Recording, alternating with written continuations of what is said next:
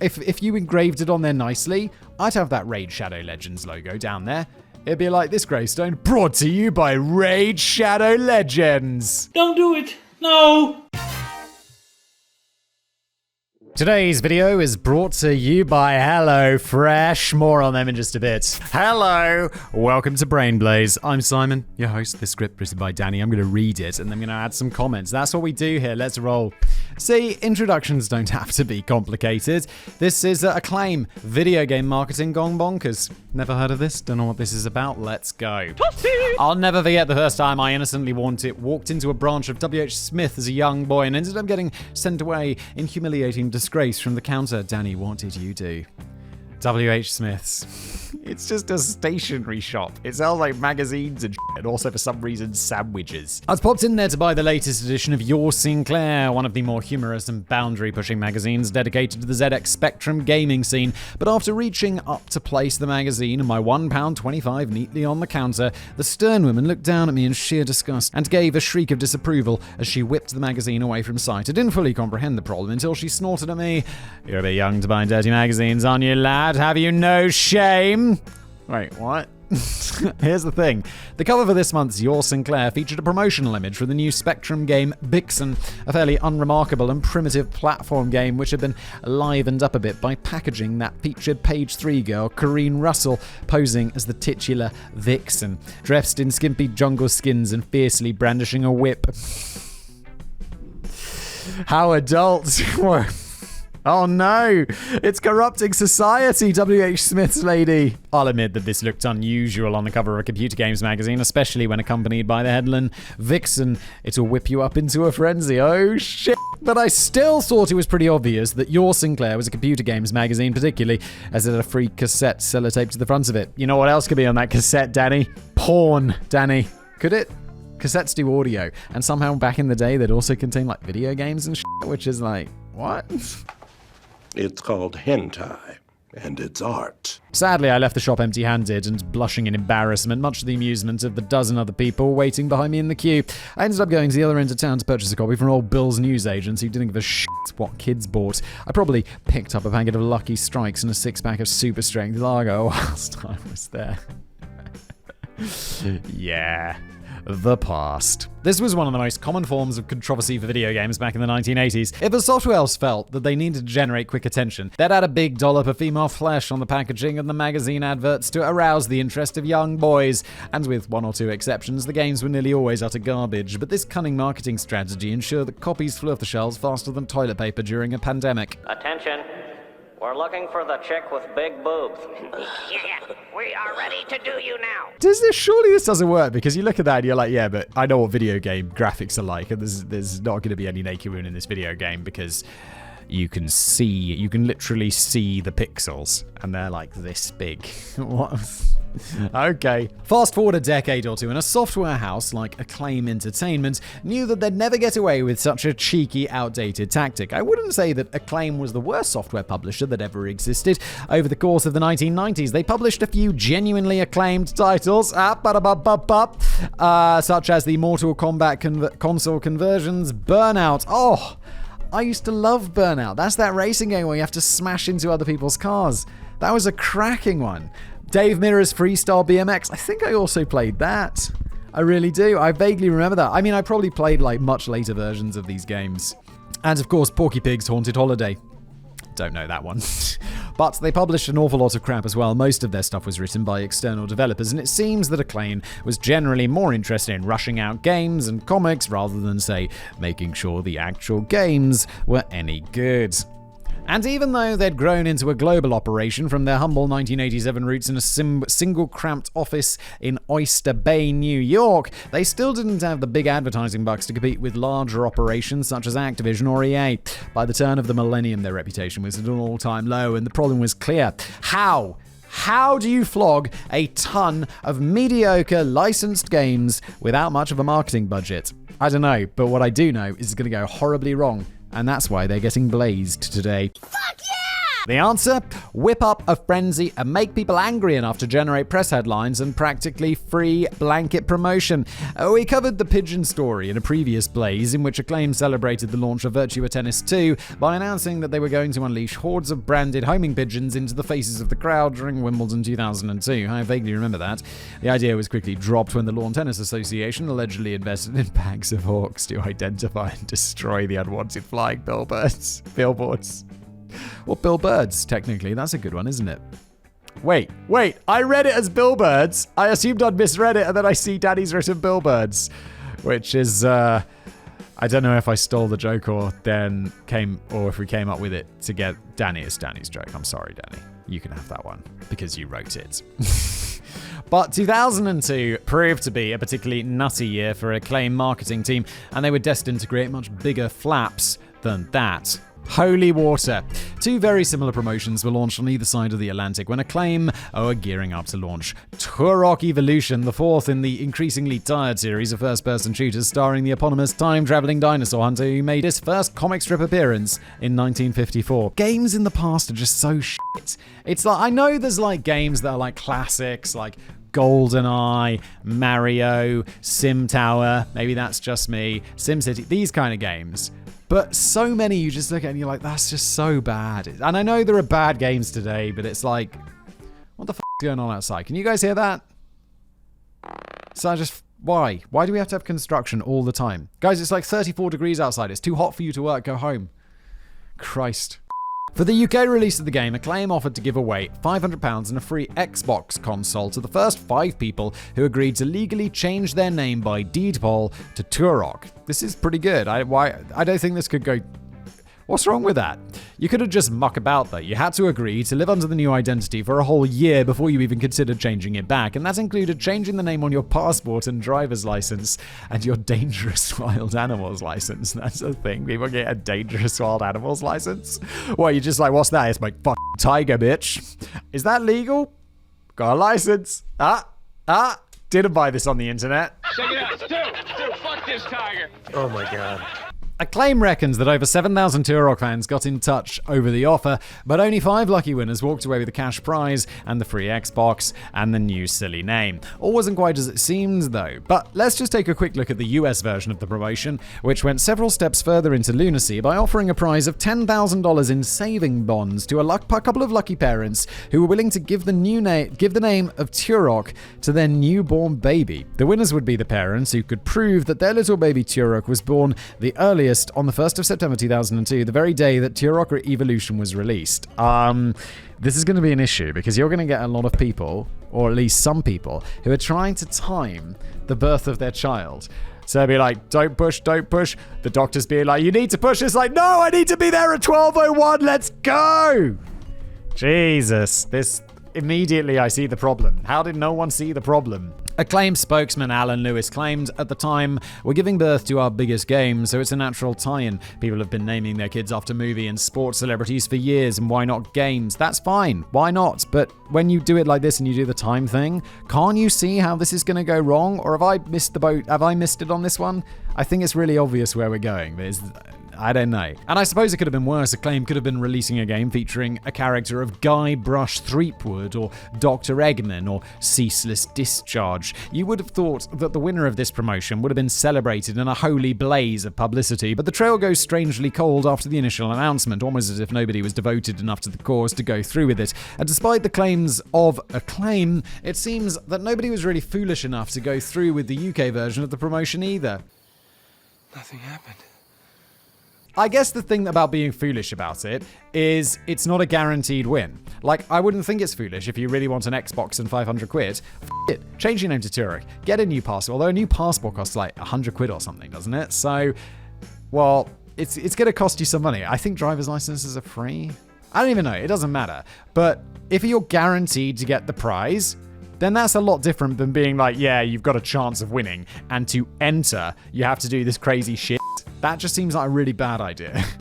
Conor McCarr from the VG247 website took it upon himself in 2020 to track down those 5 mysterious winners who changed their names by deed poll, and it shouldn't have been particularly different, as there can't have been that many people who have gone by the name of Turok at some point in their lives. Yeah, but then is there going to be a record of them changing their name? It sounds like that's going to be a hassle. But it proved to be harder than he thought. After a sterling piece of dedicated detective work, Connor eventually discovered that all 5 winners were actually just paid actors who pretended to be Turok fans and never changed their names at all. That's so sketchy. I know it's just marketing, but it's kind of like, it's a bit shitty, isn't it? Is that legal? I feel like maybe you should be fined or something there, no? Acclaim also alleged at the time that the whole thing was part of a social study on marketing conducted by Dr. Simeon Cantrell, who would be presenting his findings in a book entitled Market Their Pants Off. Yeah, that sounds like a scientific study. That just sounds like a book that some marketing dude wrote. That's a bit shit. Dr. Cantrell never existed, but the ISBN of the book was entirely real. The only issue was that the ISBN was for a rubbish book of knock-knock jokes for children. Acclaim, you're just making so much shit up. It's actually crazy. Knock, knock. Who's there? Turok. I seriously doubt that, mate. Ah, good joke, Daddy. Are you watching this video right now thinking, oh, I wish I was eating fresh, delicious meal. I wish I was filling my belly with something delicious. Something that had a weekly selection of 30 plus recipes and 70 plus convenience items, all delivered directly to your door. Are you thinking that's for you? Well, let me tell you. You should be getting on HelloFresh. Yes, you should. It saves you time, it saves you money, it saves you stress. Oh, this is a new talking point. They have a line of kid-friendly recipes, and it's picky eater-proof. Oh my god, my kid, the older kid, is so picky. I'm not a picky eater. I'll eat anything. Like, generally, I'm a bit more health conscious these days, but I'll pretty much eat anything. Like, there's not a lot I don't like. I don't like salt and vinegar crisps.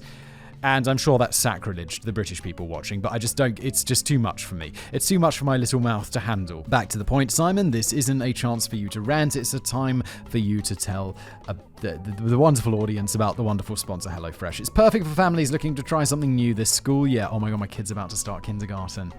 It's so weird, I can't believe time flies, it's crazy. Stop talking about this, Simon, get back to the bloody ad reads. Dude, come on! HelloFresh works with your schedule. Plans are flexible. You can change your meal preferences. Oh, that's the dream with kids. Because they'll be like, nah, this kid just doesn't like chicken anymore. And chicken was all they ate for like the first year of like eating proper meals with the family. And so I don't like chicken. Easily solved with HelloFresh. HelloFresh also helps you to reach, 72% cheaper than dining at a restaurant or grocery shopping, according to a Zagat dining survey. It also helps you reach your goals. Veggie, pescatarian, fit and wholesome meals to help you stick to the goals. I love that. It's also sustainable, carbon neutral, packaging is recyclable. You know, that good stuff. So you can be eating something delicious and feel good about yourself. Feel good about yourself because you're saving the planet, saving yourself money. Isn't that brilliant? So, go to HelloFresh.com and use the code BRAIN16 for 16 free meals across 7 boxes and 3 free gifts. Repeat offer. Okie dokie. Go to HelloFresh.com and use the code BRAIN16 for 16 free meals across 7 boxes and 3 free gifts. Brilliant. Must be voiced verbatim. Nailed it. Thank you, HelloFresh. Back to the video. De-advertising. Advertisements. No, what am I talking about? Advertisements. Advertisements. Obviously, big brain, come on. Might end up in weird places from time to time, but the thought of slapping an advert for a video game on somebody's gravestone might be judged just a little bit too far. But Acclaim knew what they were doing. Oh, they did they? Yeah, they've got a really good track record of knowing what they're doing.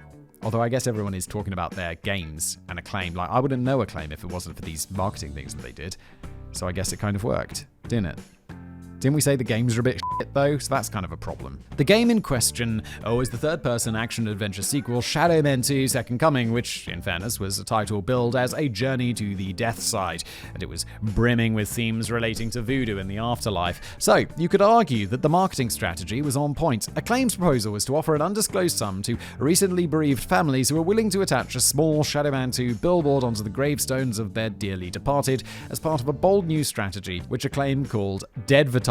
Oh, I see. I read the title of this as de-advertising, because that's like a much more natural way to read it, but it's called Deadvertising, which is less obvious. It's unfortunate when words are like this. Am I going to go back and re-record it? Absolutely not. I'm too lazy, and also somehow too busy. The company felt that they couldn't be touched by the Advertising Standards Authority on this one, as gravestone marketing surely fell outside of the usual codes of conduct and regulations. They even had the cheek to suggest that they were kindly helping out paupers with the funeral costs on this one. Acclaim reasons that the offer could be taken up by poorer families as a subsidy to give their loved ones a fitting send-off. You're not seeing why this is a little bit scummy, Acclaim. Let's help the poors. I'm not sure I'd be totally against the idea of having an advert on my own gravestone, but it depends on the product. There's no way that I'd want an advert for Heineken slapped right next to my moving epitaph. I think if you engraved it on there nicely, I'd have that Raid Shadow Legends logo down there. It'd be like this gravestone, brought to you by Raid Shadow Legends. Don't do it. No. But a QR code offering a discount on buckets of KFC might prove to be a novel way of attracting more visitors and flowers and getting more hits in the graveyard. Yes, and it all matters when you're dead. We'll never know what the going rate was for tombstone advertising, as it never actually happened. The national press ran with outraged headlines such as Tomb Raiders, whilst the Outdoor Advertising Association stated that the concept was clearly objectionable and in poor taste. No one's arguing that. It is not tasteful. The Church of England also raised grave concerns over the whole idea, with the spokesman sniffly declaring there was enough fuss with plastic flowers in the graveyard. But there's probably a good reason why dead advertising never really took off and why the graveyard remains the last unexploited marketing arena. How many people are realistically ever going to see it? You might begin to suspect that Acclaim never intended to go through with this in the first place, and you might be beginning to see a pattern forming. Ticket to Joyride. Although many of Acclaim's marketing stunts might be described as being in poor taste, oh yes, they would, only one of them crossed the line into downright dangerous territory. Burnout 2 Point of Impact was the sequel to the original racing game that Acclaim was keen to launch in a promotion tied in nicely with the theme of driving cars at ridiculously fast speeds. What are you going to be up to, Acclaim? Burnout was a game where you crash your car into other people's car and it destroys it in slow motion. It was really fun. I can't remember which one I played. It was a while ago, long time ago, but it was fun. And if they're doing anything like this, or being like, yeah, take a picture of your Speedo doing 200 or something, be like, no, Acclaim, no, this is a bad idea. You're encouraging crimes, Acclaim. No! They should have maybe thought a bit harder. Acclaim announced that any UK driver caught speeding on the day Burnout 2 was released would get their fines paid by the company. I mean, Jesus, it's kind of genius, but it's also so dangerous. All you had to do was send in proof of your speeding tickets to get Acclaim to foot the bill. It's not clear if Acclaim would also have coughed up any legal fees incurred if you happened to mow over a pedestrian, or two for bonus points. This didn't go down well with the British Department of Transportation. What a shock. Who felt that Acclaim was actively encouraging people to break the law and put lives at risk. Although Acclaim initially appeared to defend their strategy by claiming that they were just trying to alleviate some of the financial burden on motorists, they retracted the offer a day before launch. And it appears they never intended to go through with it all anyway. The managing director of Acclaim's marketing team, Frank PR, I was like, wait, is a dude called Frank?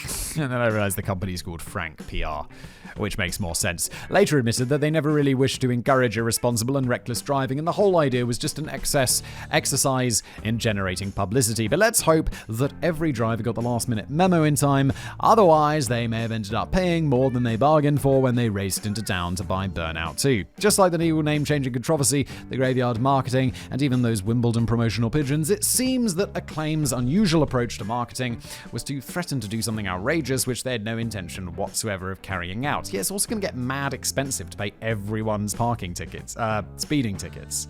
Like what? What's a speeding ticket? Like 80 quid? Something like that? I don't know. But it's like, that's going to be a lot.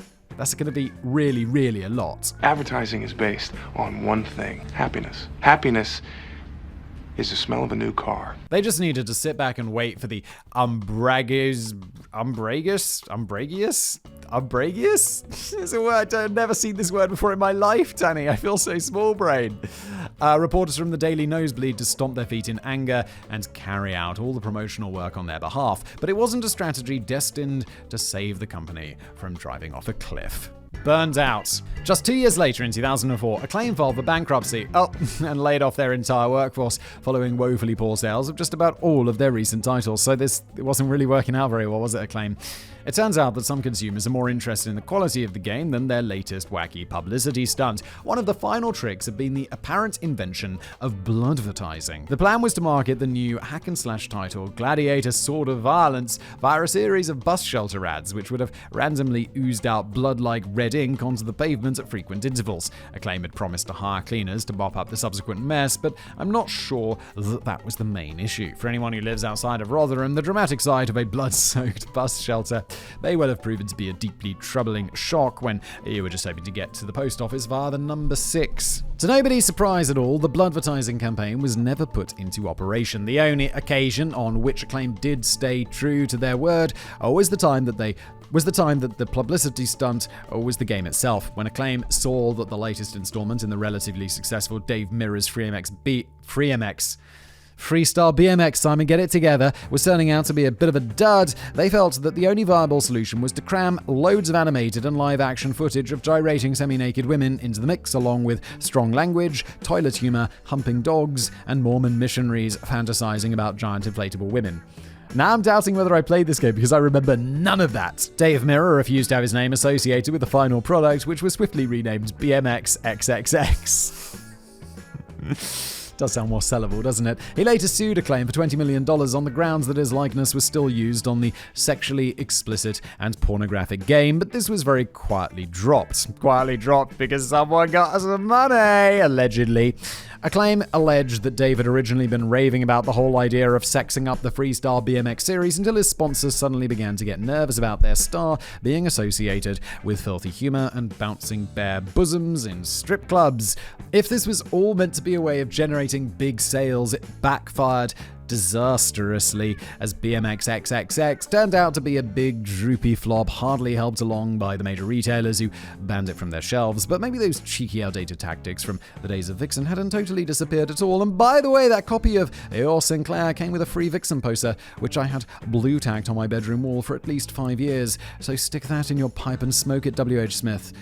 It was a game though. I bet it was. It seems all these games were shit. Their marketing is, like, in many ways quite genius, though. Anyway, that's the end of today's video. Thanks for watching.